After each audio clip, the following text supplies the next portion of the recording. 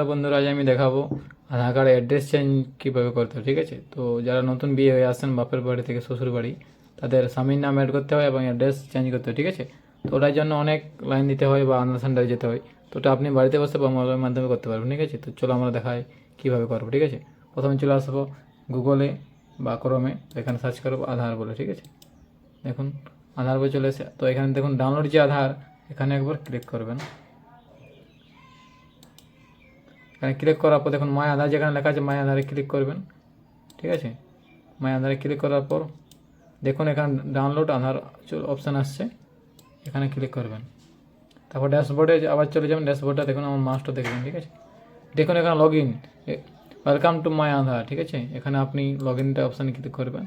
এখানে আপনার আধার কার্ড নম্বর দিতে বলবে। ঠিক আছে, আপনি আপনার মানে যারটা চেঞ্জ করবেন, হয়তো আপনার স্টেটে চেঞ্জ করবেন, তো ওনার আধার কার্ড নম্বরটা এখানে বসিয়ে দেবেন। তো আমি বসিয়ে দিচ্ছি। ঠিক আছে, এখানে আধার নম্বর বসিয়ে দেবেন। এখানে দেখুন ক্যাপচার বসে দিয়ে ক্যাপচারটা লগ ইন ওটিপি ক্লিক করবেন, ওটিপি চলে যাবে, ওটিপিটা বসে দিয়ে লগ ইন করে নেবেন। ঠিক আছে, তো আমি লগ ইন করে নিচ্ছি।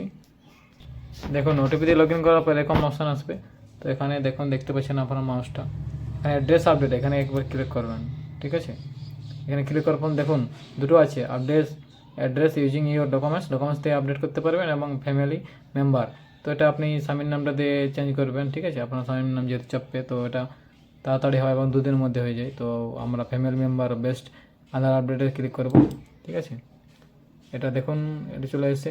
দেখুন এখানে বলছি এন্টার আধার নাম্বার ফ্যামিলি মেম্বার, আপনার স্বামীর এখানে আপনি আধার নাম্বারটা বসিয়ে দেবেন। ঠিক আছে, আমি এখানে বসিয়ে দিচ্ছি। ঠিক আছে, এখানে দেখুন সিলেক্ট করতে বলবেন আপনার কে হয়, তো যেহেতু আপনার স্বামী হয়তো স্পোকেন দেবেন। ঠিক আছে, আমি দিয়ে দিচ্ছি।